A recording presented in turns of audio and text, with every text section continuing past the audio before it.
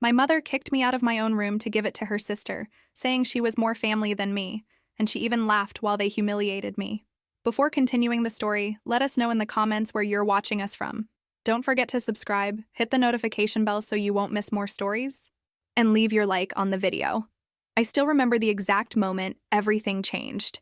Not the day my father walked out when I was 6 years old, though that definitely shaped everything that came after. No, the real turning point came 22 years later, standing in my childhood living room with 2 battered suitcases in my hands. But I'm getting ahead of myself. Let me start where it really began, with that first abandonment and the decades of guilt that followed. My father left on a Tuesday morning in March. I remember because it was garbage day, and he walked past the bins at the curb with a single duffel bag over his shoulder. He didn't look back. My mother stood at the window for hours after he disappeared around the corner, her hand pressed against the glass like she could pull him back through sheer will. When she finally turned away, something in her eyes had changed. That's when I became her project, her second chance, her reason for existing, and simultaneously the target for all her rage at being left behind. The transformation wasn't immediate. For the first few months, she cried constantly and held me too tight. Then the comments started. Little needles of guilt disguised as observations. Your father left because he couldn't handle responsibility. I hope you're more reliable than he was.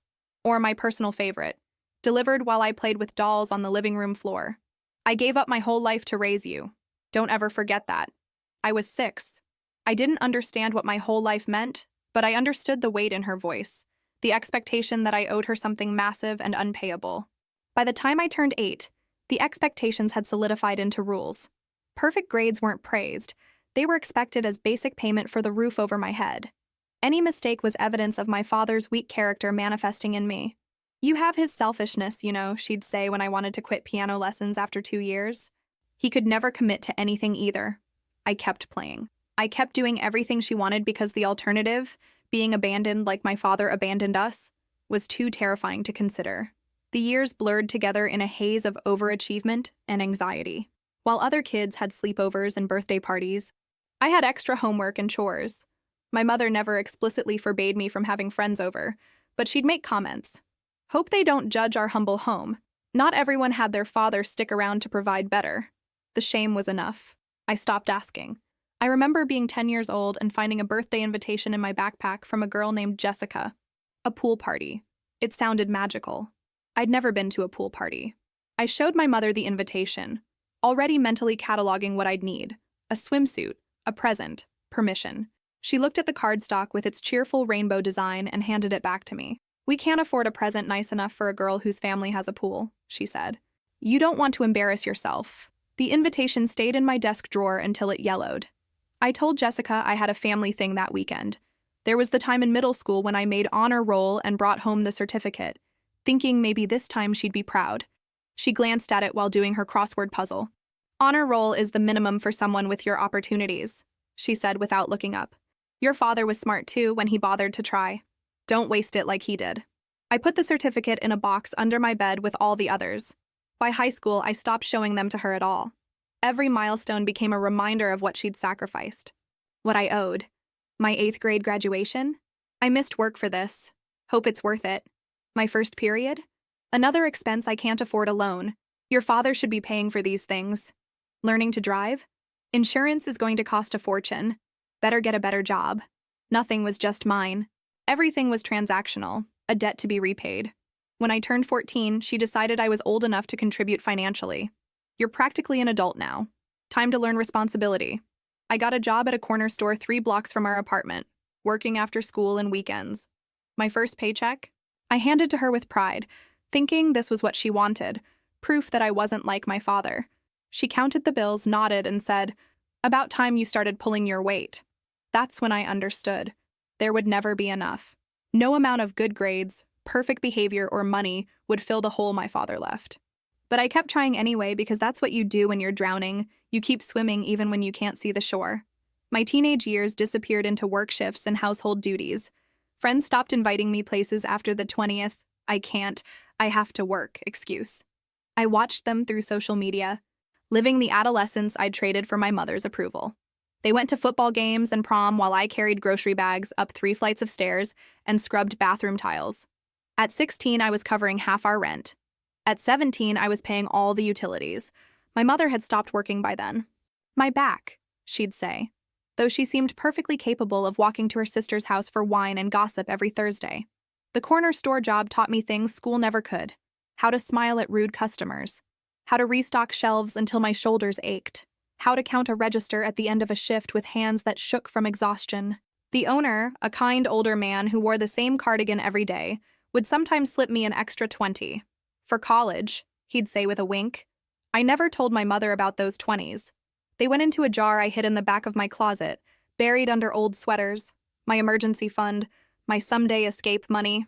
I missed junior prom because I had a closing shift. My mother said we needed the money more than I needed some silly dance. I saw the photos later, everyone in their sparkly dresses and rented tuxedos, laughing and posing. I was in my store uniform, counting change and mopping floors. Senior prom I didn't even mention. What was the point? There was a boy I liked in my junior year. Dark hair, smart, laughed at my jokes in history class. He asked me to a movie once. I wanted to say yes so badly I could taste it. But the movie was on a Saturday, my longest shift, and I knew asking for time off meant less money, which meant my mother's disappointment, which meant days of cold silence and pointed comments. I told him I was busy. He stopped asking. 3 weeks later, I saw him holding hands with a girl from the cheerleading squad. She probably had time for movies. I got into the state university on a full academic scholarship. For one glorious moment, I thought this was my escape, my chance to live in a dorm and be a normal college kid. That fantasy lasted approximately 48 hours. "You'll live at home, of course," my mother announced. "The scholarship might cover tuition, but room and board costs money we don't have. And after everything I've done for you, after keeping this family together alone, you owe me at least that much." The guilt settled over me like a familiar blanket. Heavy, suffocating, but somehow comforting because it was all I knew. College was more of the same, just with textbooks added to the mix.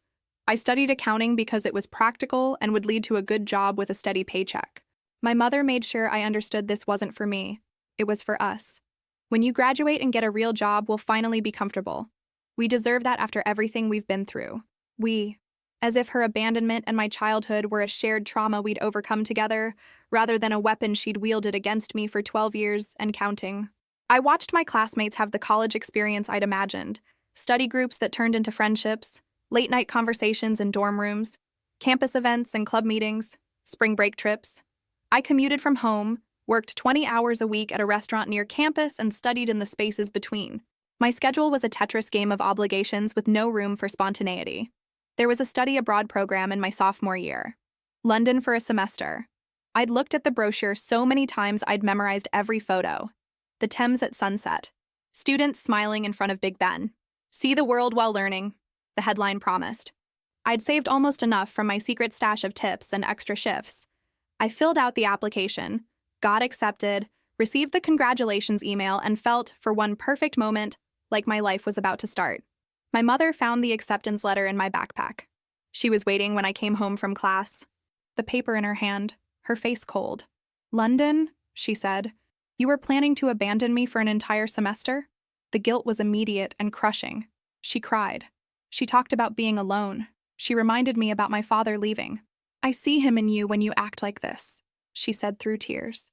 That same cold heart, that same willingness to throw away family for your own pleasure. She asked if I wanted her to die alone while I partied in Europe. She clutched her chest dramatically. "My heart can't take this stress. The doctor said I need to avoid anxiety. But I guess my health doesn't matter to you." I felt my dream crumbling in real time. The Tower of London, weekend trips to Paris, pubs and accents and freedom, all of it dissolving under the weight of her tears and accusations. "I'm not trying to hurt you," I said weakly. "It's for school. It's educational." "Educational," she scoffed. "You're getting educated here just fine. This is about running away. About abandoning your responsibilities like he did." She put the letter down and looked at me with such disappointment I wanted to sink into the floor. "I thought you were different. I thought you understood what family means. But maybe I was wrong about you." I withdrew my application the next day. Sent the email to the study abroad office with shaking hands. "Due to personal family circumstances, I will not be able to participate." The coordinator's response was kind and professional. She hoped everything was okay. She wished me well. I deleted the email and never looked at the London brochure again. My roommate freshman year, before I gave up the dorm room idea, told me I needed therapy. We'd been assigned to share a tiny room in the oldest building on campus. She was pre-med, ambitious, kind. We talked late into the night that first week, the way new college students do, sharing our lives in the darkness. I told her about my mother, about working since 14, about paying rent. She'd gone quiet for a long minute, then said, "That's not normal. You know that's not normal, right?" I'd laughed it off, made excuses, changed the subject, but her words stuck with me, needling at me during quiet moments. I moved back home 2 weeks later, told her it was a financial decision. She looked at me with pity and didn't argue. 3 years after graduation, I was living the life my mother had designed for me. I worked as a junior accountant at a mid-sized firm downtown, pulling in a decent salary that vanished into the black hole of our household expenses. I paid the rent on our 2-bedroom apartment. I paid the utilities. I bought groceries, cooked meals, did laundry, cleaned. My mother hadn't worked in over a decade by then. "Why should I when you're doing so well?" she'd say. Besides, someone needs to manage the household. Managing the household meant watching television and making shopping lists of things she wanted me to buy. A new cream she'd seen advertised, better towels, a coffee maker that made espresso because her friend had one. I bought them all. Not because I wanted to, but because refusing meant hours of passive-aggressive comments about my selfishness and how she'd given me everything. The absolute least I could do was provide a few comforts for her declining years. She was 52 and in perfect health. My routine was suffocating in its predictability. Wake at 6, shower, dress in business casual, make breakfast, pack lunch, commute 45 minutes on 2 buses, work 9 hours, commute back, stop at the grocery store, climb the 3 flights to our apartment, cook dinner, clean kitchen, do laundry or some other chore, watch television with my mother while she commented on my clothes, my hair, my lack of social life, fall into bed exhausted, repeat. The commute was the only time that felt like mine. 2 buses, 45 minutes each way. I'd put in headphones and stare out the window, watching the city pass by. Other people's lives unfolding in lit windows, a couple laughing over breakfast, someone walking a dog, a child being pushed on a swing, small moments of normalcy that felt like watching a life I'd never get to live. Work was fine. The numbers made sense in a way people never did. Columns that balanced or didn't. Errors you could find and fix. My coworkers were pleasant enough, though I always declined happy hour invitations. "My mother needs me at home," I'd say. After a year, they stopped asking. I became the quiet one, reliable but distant. The girl who ate lunch at her desk and never shared weekend plans because she never had any. My boss once pulled me aside after I'd been there 2 years. "You're good at this," he said. "Really good. But you seem tired all the time. Is everything okay?" I'd assured him it was fine. Everything was fine. Fine became my favorite word. "How are you?" "Fine." "How was your weekend?" "Fine." "How's your family?" "Fine." The word was a shield, keeping questions at bay, keeping people at a safe distance where they couldn't see how not fine everything actually was. The grocery store trips were their own special hell. I'd wander the aisles with my mother's list, buying things I couldn't afford, putting back things I wanted. She liked expensive cheese, specific brands of crackers, the good coffee, not the store brand. Wine, always wine. Later it became beer too, cheaper and easier to drink in quantity. I'd watch the total climate checkout and feel my stomach clench.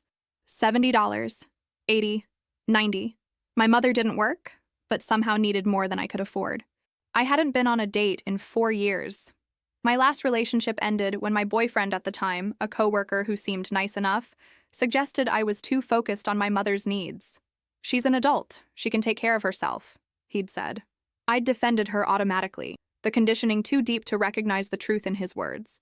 He left 3 weeks later. I couldn't even blame him.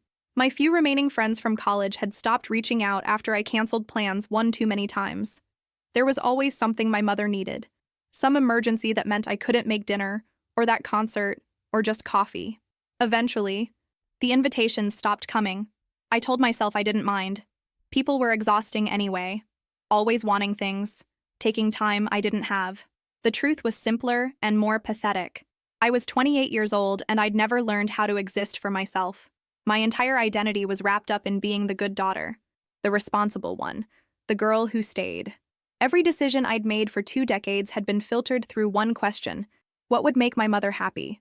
Or more accurately, what would prevent my mother from making me feel guilty? That's why when she served me dinner that Thursday in late September, I knew immediately something was wrong. My mother didn't cook. She microwaved things I'd prepped, sure, but actual cooking? The smell of garlic and chicken hit me as soon as I opened the apartment door. My stomach clenched with anxiety rather than hunger. "Sit down, sweetheart," she said, her voice honey-sweet in that way that always preceded bad news. "I made your favorite." It wasn't my favorite. It was hers. But I sat. We ate in silence for a few minutes, the tension building with each bite. Finally, she set down her fork and folded her hands on the table. "Your aunt lost her job." My aunt. My mother's younger sister, who I hadn't seen in 13 years. The last time she'd stayed with us, I was 15. She'd slept on our couch for 3 months, eating everything in sight, leaving messes everywhere, contributing nothing. She'd disappeared the moment she landed a boyfriend with his own place. Didn't even say goodbye. I'd come home from school to find the couch empty and a dirty dishes in the sink. Her final gift to us. "That's unfortunate," I said carefully. "She was evicted. She has nowhere to go." My mother's voice carried that edge, the one that meant disagreement would cost me. Blood takes care of blood. She's coming to stay with us. My mind immediately went to logistics. Our apartment had 2 bedrooms, mine and my mother's, a bathroom, a kitchen, a living room with that same couch from 13 years ago. Where exactly would she sleep? "She'll take your room." My mother said it like it was obvious, like it was already decided. "She needs privacy and a proper bed. Her back, you know. You're young. You can sleep on the couch for a while." For a while. That phrase hung in the air between us. My aunt's last "for a while" had lasted a quarter of a year. No, the word came out before I could stop it. "That's my room. I pay for this apartment. I'm not sleeping on the couch." My mother's face transformed, warmth evaporating into ice. "After everything I've done for you? I raised you alone. I gave you a home, food, clothing. I sacrificed my entire life for you, and this is how you repay me? With selfishness?" Her voice rose with each sentence. "Your aunt needs help. She's family. But I see how it is. You're just like your father. Selfish, cold, thinking only of yourself." There it was. The nuclear option. The comparison to my father. The ultimate accusation. For 22 years, that comparison had been enough to make me fold, to make me agree to anything to prove I wasn't like him. I felt the familiar panic rising, the fear of being abandoned, rejected, cast out. But underneath the panic, something else stirred. A tiny voice asking, what exactly did she sacrifice? What did she give me that a parent isn't supposed to give a child? Food and shelter are the baseline, not heroic achievements worthy of eternal gratitude. The voice wasn't loud enough. Not yet. "Fine," I heard myself say. "When is she coming?" "Saturday. 2 days away." My mother's face softened back into satisfaction. "I knew you'd understand. You're such a good girl when you want to be." I spent that night lying awake in my bed knowing it was the last time. I looked around the small room that had been mine since childhood. The same walls, painted pale yellow when I was 10. The same furniture, cheap particle board that had survived 2 decades. Nothing in this room was really mine. I'd never decorated it, never put up posters or painted it a wild color or made it reflect who I was. I didn't know who I was. I'd never had the chance to find out. In the morning, I packed 2 suitcases with clothes and necessities. My mother spent the day cleaning my soon-to-be former room with an enthusiasm I'd never seen her apply to any other household task.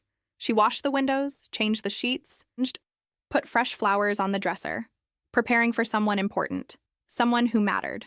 I moved my things into the living room, stacking them in the corner by the couch. My life reduced to 2 suitcases and a laptop bag. My mother didn't help.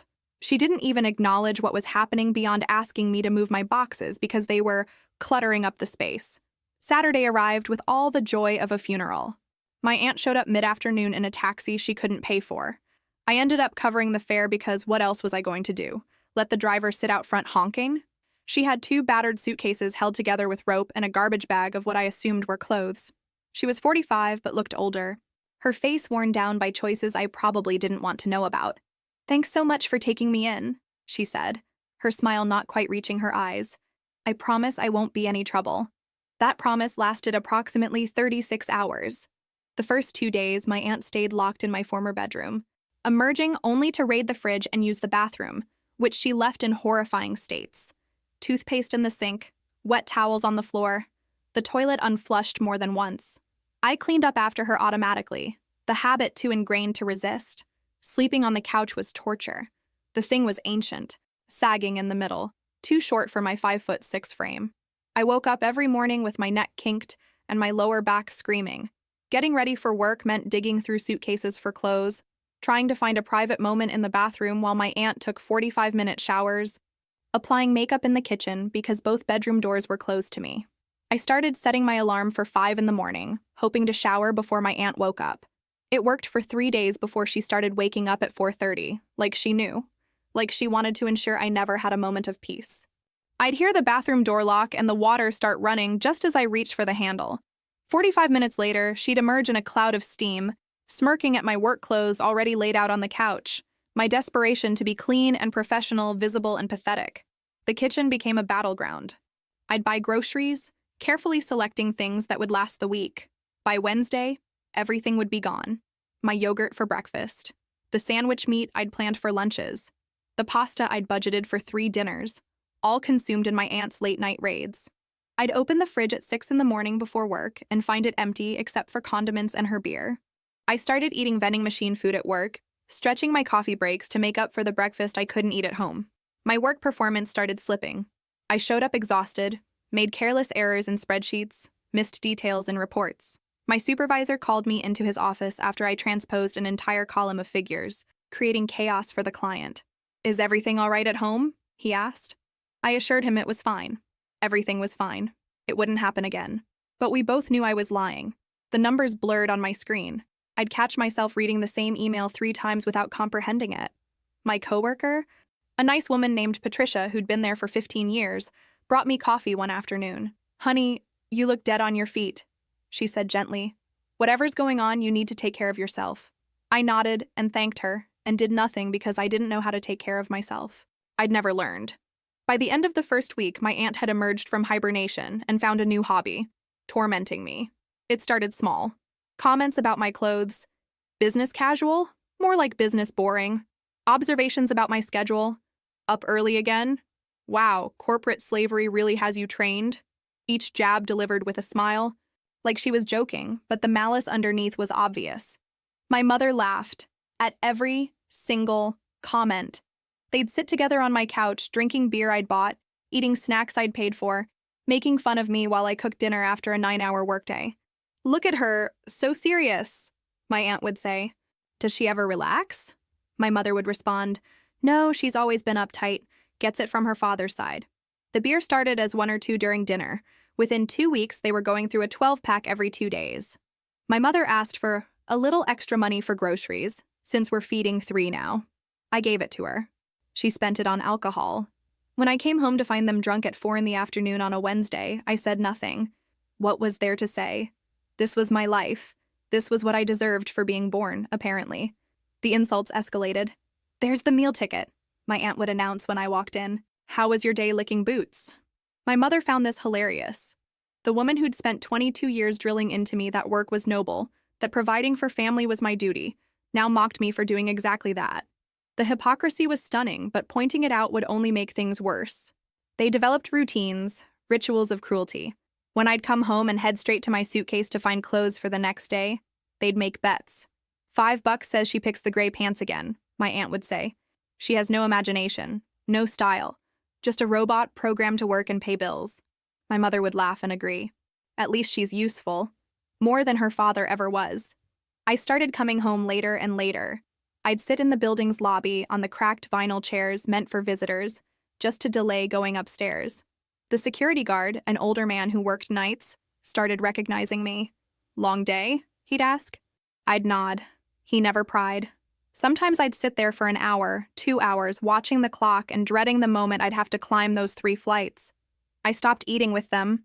I'd cook dinner, serve it, then take my plate to the bathroom and eat sitting on the edge of the tub, the only place in the apartment where I had privacy. I could hear them laughing through the door, their voices getting louder and sloppier as the evening wore on. Sometimes they'd bang on the bathroom door. "You hiding in there? What are you doing crying?" More laughter. The worst part wasn't the insults. It was how much my mother enjoyed them. She'd light up when my aunt started in on me, leaning forward eagerly, waiting for the punchline. This was the happiest I'd seen her in years. Tearing me down with her sister gave her more joy than anything I'd ever done for her. That realization hurt worse than any of their words. 3 weeks after my aunt moved in, I finally confronted her directly about getting a new job. She looked at me like I'd suggested she fly to the moon. Job market's tough right now. Can't just rush into anything. She was watching television in her pajamas at 2 in the afternoon. She hadn't filled out a single application. Maybe you could contribute something, I suggested, keeping my voice neutral. For groceries or utilities. Contribute? She laughed. I'm family. Family doesn't charge each other rent. She looked at my mother for confirmation. My mother nodded. Exactly. Don't be so mercenary. Mercenary. That's what I was for wanting the adult living in my room, eating my food, drinking my beer. To chip in maybe $20. The absurdity would have been funny if it wasn't my reality. 4 weeks became 5, then 6. My savings were draining. The apartment I paid for felt like a prison. I was exhausted all the time, not just physically, but emotionally. The constant criticism, the mocking, the laughter at my expense, it wore me down in ways the physical discomfort couldn't. I started having panic attacks at work, hiding in the bathroom stall while my chest tightened and my vision tunneled. I thought about leaving. Late at night, lying awake on that horrible couch listening to them snore in the bedrooms, I'd imagine packing my suitcases and walking out, finding my own place, living alone. The fantasy was intoxicating. But then morning would come, and with it the guilt. How could I abandon my mother? She raised me alone. She sacrificed for me. If I left, I'd be exactly like my father. The voice in my head sounded like her now, and I hated it. The breaking point came on a Tuesday. Garbage day, funny enough. Full circle. I'd worked late finishing a project my supervisor needed first thing Wednesday. I got home at 9:30, exhausted, starving, looking forward to at least some quiet since it was a weeknight. Maybe they'd be sober. Maybe I could eat dinner at the actual table for once. They were drunk, absolutely wasted. The apartment reeked of beer and something stronger. Whiskey, maybe. The television was up so loud I could hear it from the hallway. I opened the door to find them sprawled on the furniture, an empty bottle on the coffee table. The kitchen a disaster of dirty dishes and spilled food. The ATM is home, my aunt announced, struggling to sit up. Quick, make her give us more money. She dissolved into laughter. I stood in the doorway, suitcases I'd never unpacked still stacked in the corner, and something inside me just stopped. Not broke. Stopped. Like a machine someone finally turned off. The guilt, the fear, the desperate need to be good enough, it all just went quiet. I need to talk to you, I said to my mother. My voice sounded strange, calm, flat. Talk, my aunt mocked. Always so serious. Lighten up. Alone, I said. My mother waved her hand dismissively. Anything you say to me, you can say in front of my sister. Fine, we'd do it this way. She needs to leave. My voice was calm. That surprised me. I'd expected to be angry, to yell, but instead I was just clear.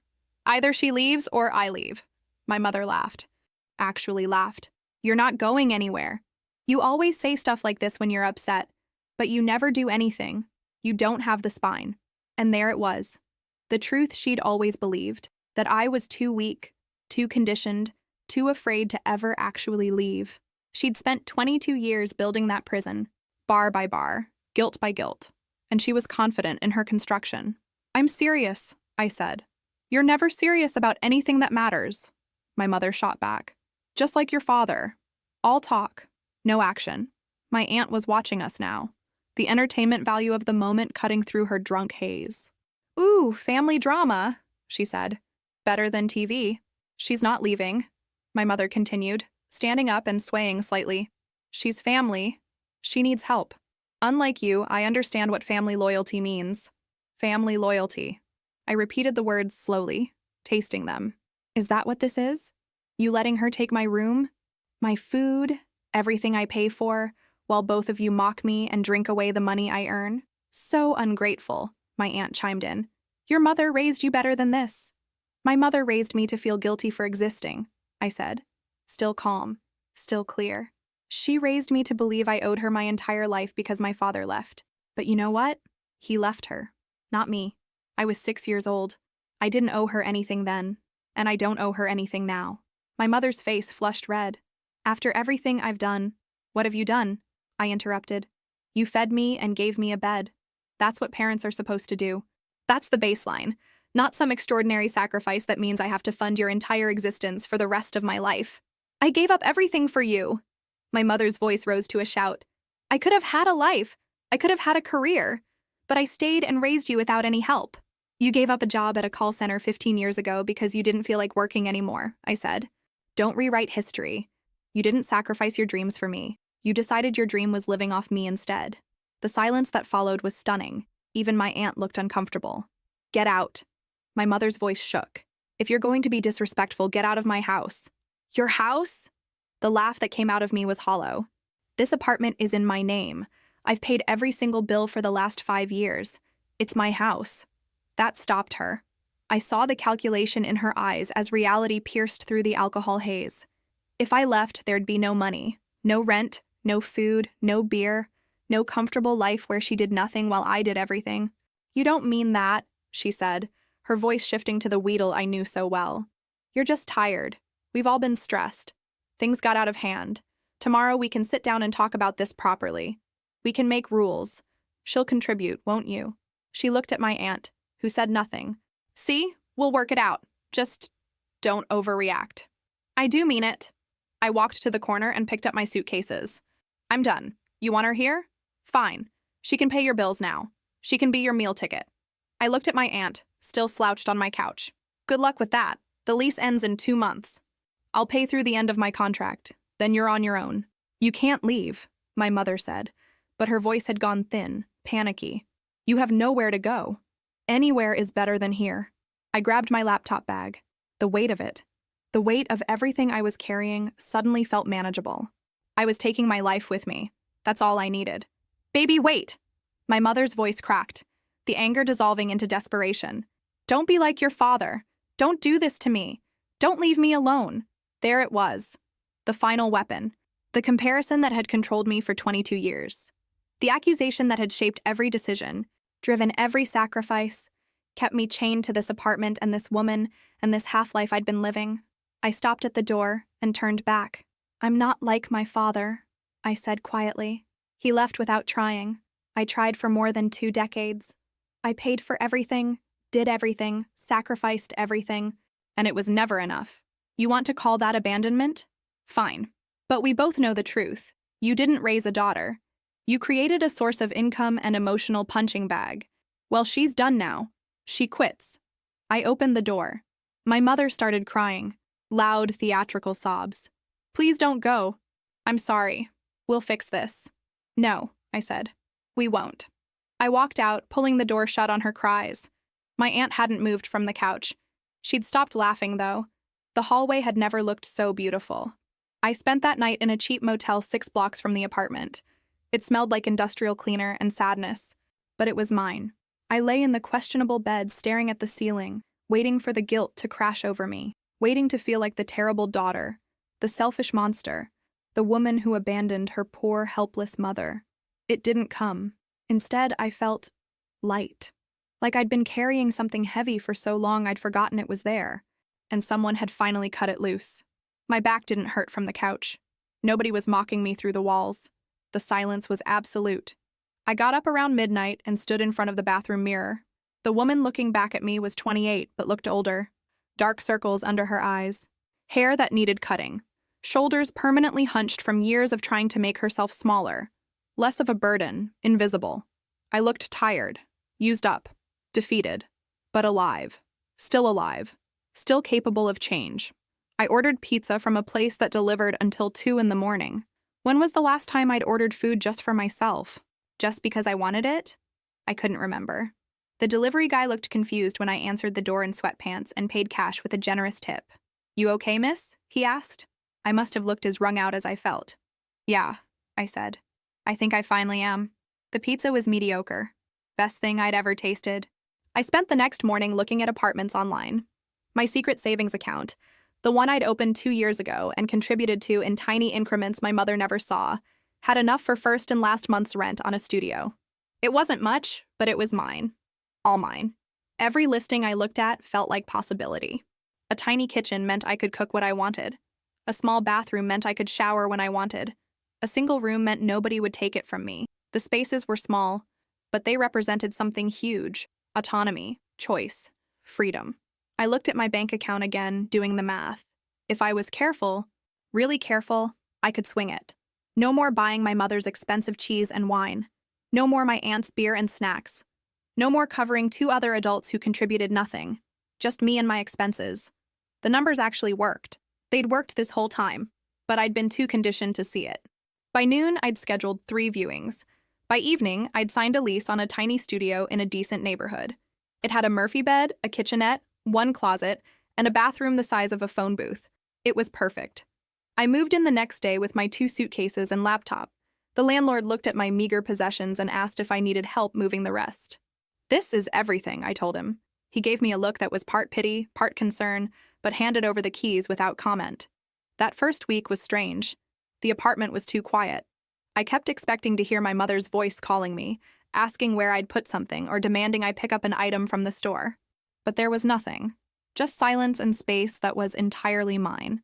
I bought groceries, just for me. I stood in the aisles at a different store, one where nobody knew me, and put things in my cart based purely on what I wanted. Dark chocolate because I liked it. Fresh berries even though they were expensive. Good coffee. A fancy cheese just because. At checkout, the total came to $40. $40 for a week of groceries just for me. I'd been spending over $100 weekly at the old place. The math was stark and infuriating. I cooked what I wanted, when I wanted. Breakfast at 10 on a Saturday because I could sleep in without someone pounding on walls. Dinner at 6, at my tiny fold-down table. Not in a bathroom or standing in the kitchen. I watched shows I actually liked instead of whatever my mother wanted. British mysteries, cooking competitions, nature documentaries, things I'd never admitted to liking because they'd just become more ammunition for mockery. I went to bed early without anyone pounding on walls or laughing drunk in the next room. I woke up without back pain for the first time in 6 weeks. That first morning, I just lay there for 10 minutes, testing my body, waiting for the familiar ache. Nothing. My back felt normal. I almost cried from relief. It felt like learning to breathe after years underwater. The small things amazed me. Taking a shower and having the bathroom stay clean because I was the only one using it. Making coffee and having it still be there when I wanted a second cup. Buying shampoo and having the bottle last more than 2 days because nobody else was using it. These tiny domestic victories felt monumental. I started noticing things about myself I'd forgotten. I was a morning person, it turned out. I liked the quiet of dawn, the way the light changed. I'd been waking up exhausted and stressed for so long I'd assumed I hated mornings. But it wasn't mornings I hated. It was waking up in that apartment, to that life, to those people. I reorganized my tiny closet 3 times, finding the perfect arrangement for my limited belongings. It was excessive and unnecessary, and I loved every minute of it. This was my closet, my space, my choice of where things went. The calls started on day 4. Unknown number, but I knew it was her. I let it go to voicemail. Then another call, another.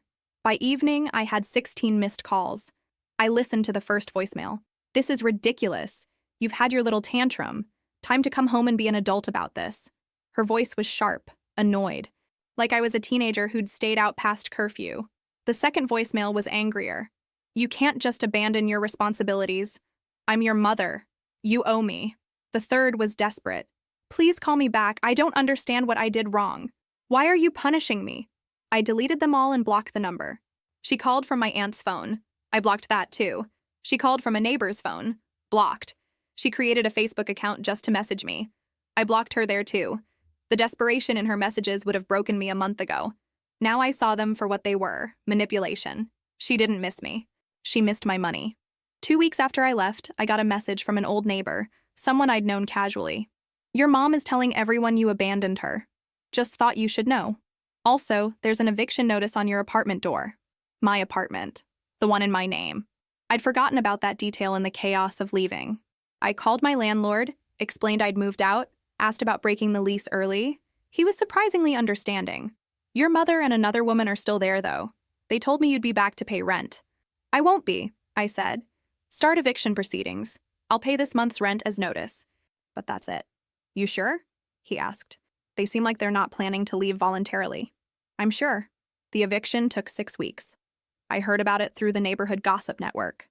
My mother tried everything, crying to the landlord about her cruel daughter, trying to get neighbors to loan her rent money, promising she'd pay everyone back when her daughter came to her senses. Nobody bit. They'd all seen me working myself to death for years. They weren't stupid. The landlord was sympathetic but firm. I'd paid my final 2 months as notice when I left, fulfilling my obligation. After that, the apartment needed a paying tenant. My mother had no income, no cosigner, no way to take over the lease. She ignored the first notice, didn't show up to the court hearing. The eviction proceeded unopposed, moving through the system with the efficiency of someone who'd simply given up fighting. The day of the eviction, my aunt vanished.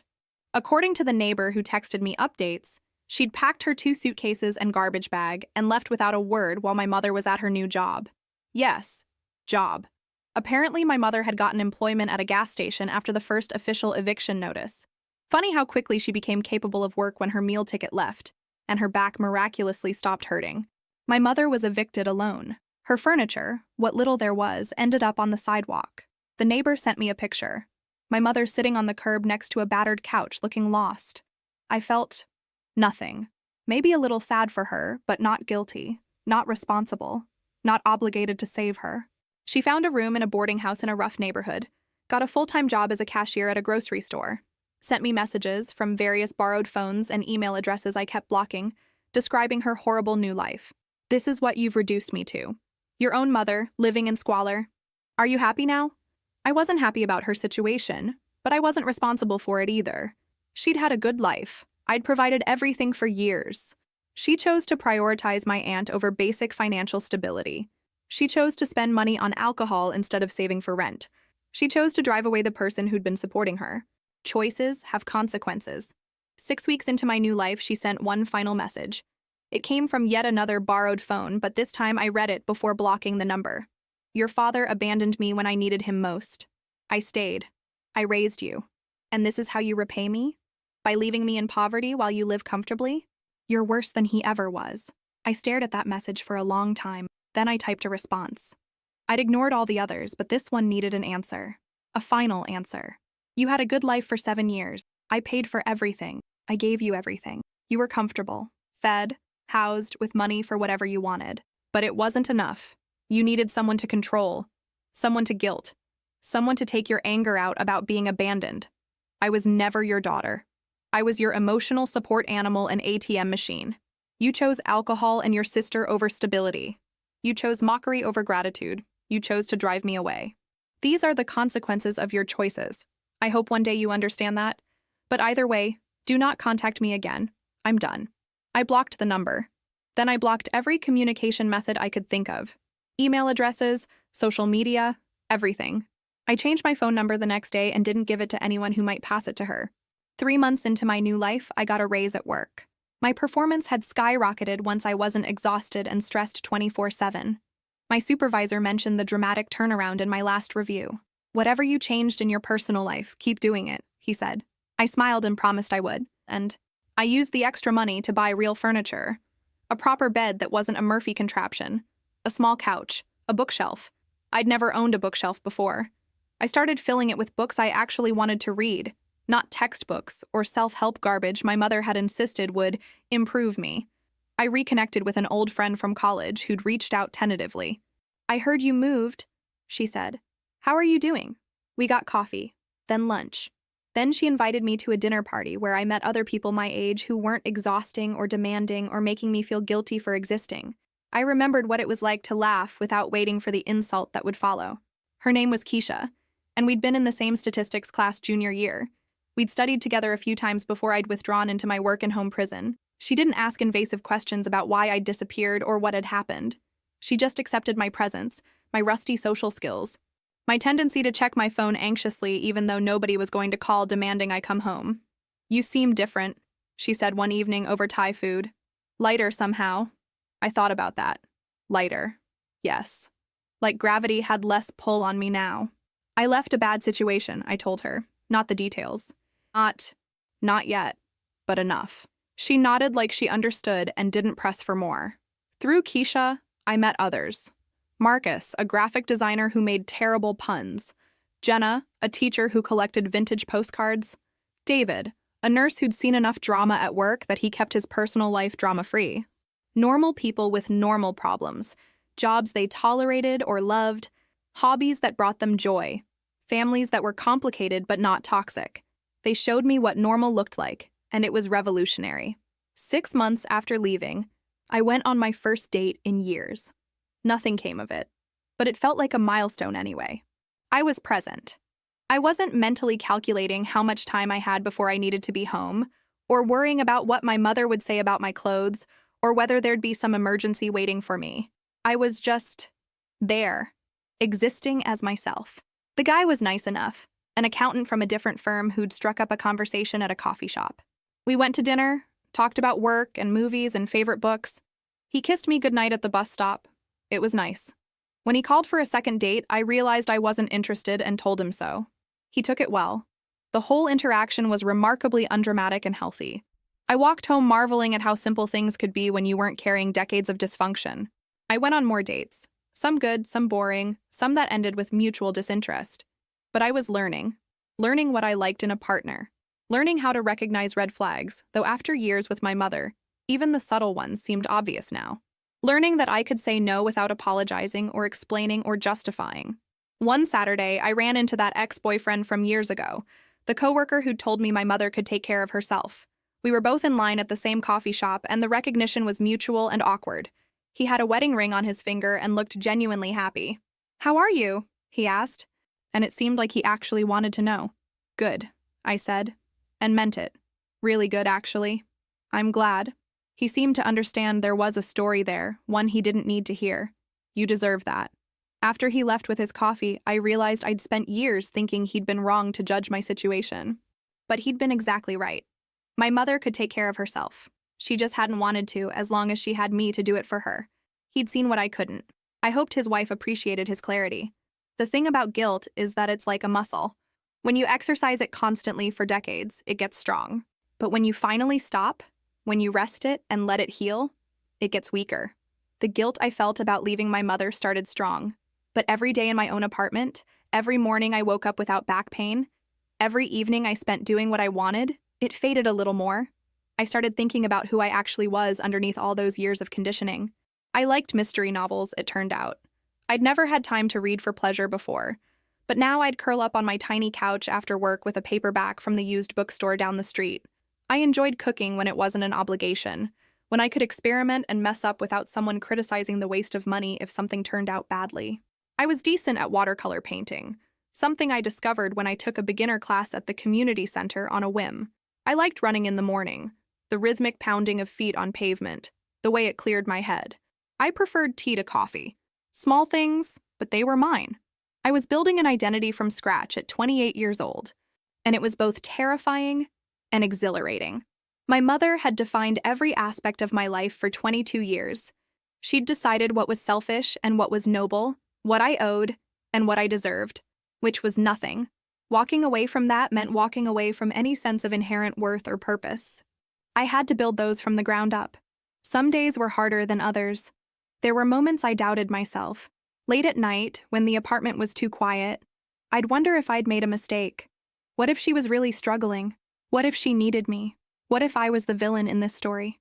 But then morning would come, and I'd remember the years of mockery, the constant guilt, the way she'd laughed while her sister called me names, the way she'd chosen her sister over basic decency to her daughter. And I'd know I'd made the right choice. I started a journal.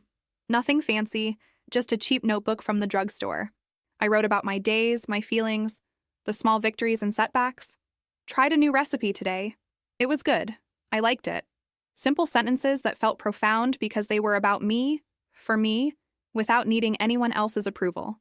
The journal became a record of someone emerging, discovering, becoming. Sometimes I thought about that store owner from my teenage years, the kind man in the cardigan who'd slipped me 20s for college. I wondered if he'd known what those bills would become. My escape fund. My proof that someone, somewhere, believed I deserved more than I was getting. I'd never thanked him properly. The store had closed years ago, replaced by a chain pharmacy. But wherever he was, I hoped he knew his kindness mattered, that it had literally saved someone's life. Work improved dramatically. My supervisor noticed immediately. "Whatever you're doing, keep it up," he said after I delivered a flawless report ahead of schedule. I wanted to tell him, I'm sleeping in a real bed. I'm eating actual food. Nobody's screaming at me or mocking me. But I just smiled and said I'd been working on time management. He didn't need to know the truth. I heard through the gossip network that my mother was doing fine. Not great, but fine. She'd kept her job, found a cheaper room in a better neighborhood. Apparently, she told everyone who'd listen that I'd stolen from her and abandoned her out of spite. I didn't correct the story. The people who mattered knew the truth. The ones who believed her version weren't worth my energy. My aunt, predictably, had latched onto a new victim. Some guy she met at a bar who she moved in with after 3 weeks. I gave him 6 months before he figured out who he was dealing with. Not my problem either. 1 year after leaving, I got promoted. The raise was substantial. I moved to a better apartment. A real 1-bedroom with a full kitchen and a bathroom I didn't have to shower sideways in. I bought artwork for my walls. I adopted a cat from the shelter, a grumpy orange tabby who'd been there for 6 months because he hissed at everyone. We understood each other perfectly. I built a life. Not an impressive one by conventional standards. I didn't have a partner or kids or a high-powered career. But I had peace. I had autonomy. I had mornings where I woke up without dread. I had evenings where I chose what to do with my time. I had money in my savings account and food in my fridge and nobody making me feel guilty for existing. Sometimes I thought about my father. I'd spent 22 years believing he was the villain, the abandoner, the weak one who couldn't handle responsibility. Now I wondered if maybe he'd just been someone who recognized a toxic situation and left before it destroyed him. I'd never know. He'd remarried. I found out through an internet search I shouldn't have done, had 2 kids, lived 3 states over. I had no interest in contacting him. That ship had sailed decades ago. But I understood him a little better now. Sometimes leaving isn't abandonment. Sometimes it's survival. I wondered what his side of the story was. Had my mother been the same with him? The constant guilt, the impossible standards, the way she turned any kindness into a debt to be collected with interest? Or had losing him changed her, twisted her into the woman who'd raised me? I'd never know that either. And surprisingly, I was okay with not knowing. His choices were his. My mother's choices were hers. The only choices I could control were my own. I thought about reaching out to him sometimes. Writing an email. Hey, I'm your daughter, the one you left when she was 6. I left too, eventually. I get it now. But what would be the point? We were strangers connected only by biology and shared experience with the same difficult woman. He'd built a new life. I was building mine. Maybe some doors were meant to stay closed. Still, on bad days, when the guilt tried to creep back in, I'd think about him. He'd survived leaving. He'd built something new. If he could do it, so could I. In that sense, he was more of a father to me in absence than he'd ever been in presence. A template for escape. A proof of concept that life could exist on the other side of my mother's gravity. I thought about my mother too, more than I wanted to admit. Not with guilt anymore, but with something close to pity. She'd had every opportunity to have a genuine relationship with me.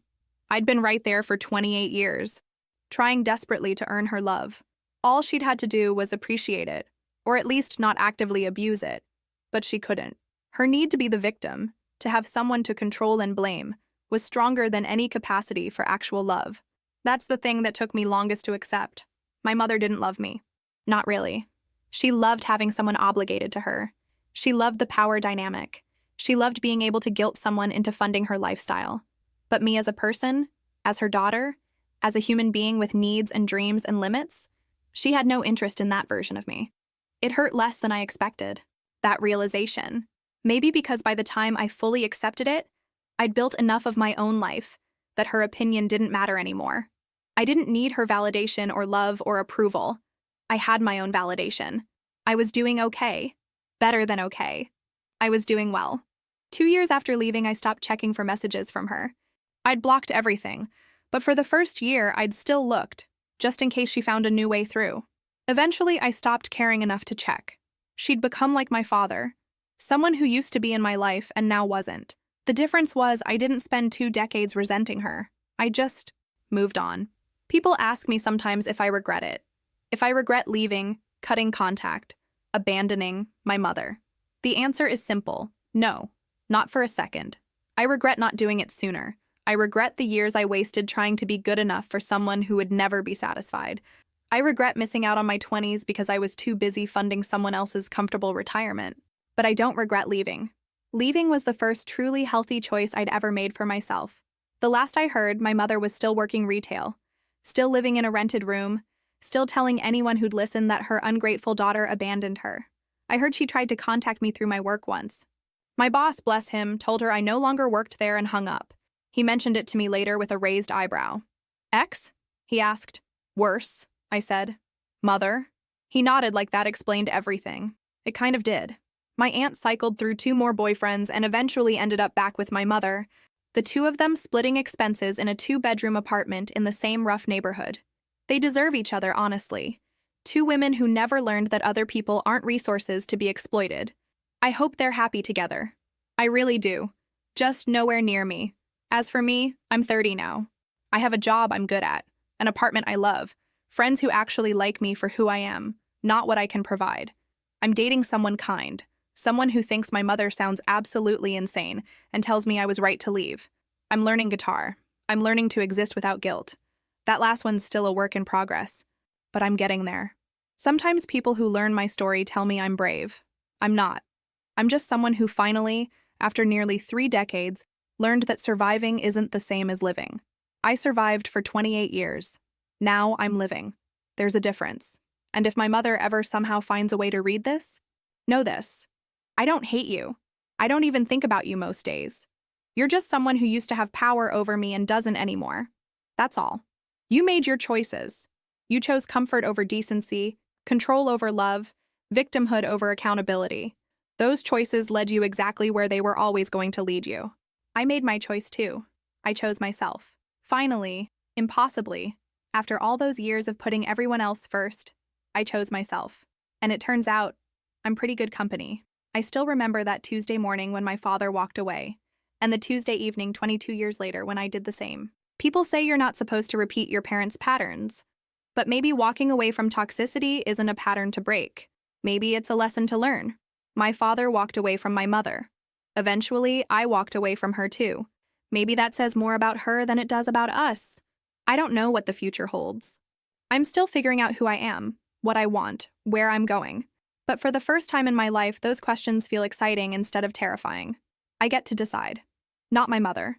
Not obligation. Not guilt. Me. Some days are still hard. I catch myself falling into old patterns, apologizing for taking up space, minimizing my needs, preparing for criticism that never comes. Therapy helps. I started going 3 months into my new life, using my health insurance for the first time for something other than emergency visits. My therapist, a patient woman in her 50s, helps me untangle the knots my mother tied. You're doing the work, she tells me. That's what matters. The work is exhausting. Realizing how deeply the conditioning goes, how many of my thoughts aren't actually mine but echoes of my mother's voice. Learning to distinguish between genuine guilt over real wrongdoing and manufactured guilt designed to control. Understanding that I'm allowed to be angry, that anger doesn't make me like my father, that anger can be healthy and justified and useful. I'm learning boundaries. The word itself feels revolutionary. I can say no. I can say yes. I can say let me think about it. I can change my mind. These basic rights that most people take for granted are discoveries to me. Treasures I'm still learning to value and protect. And that's enough. That's more than enough. That's everything.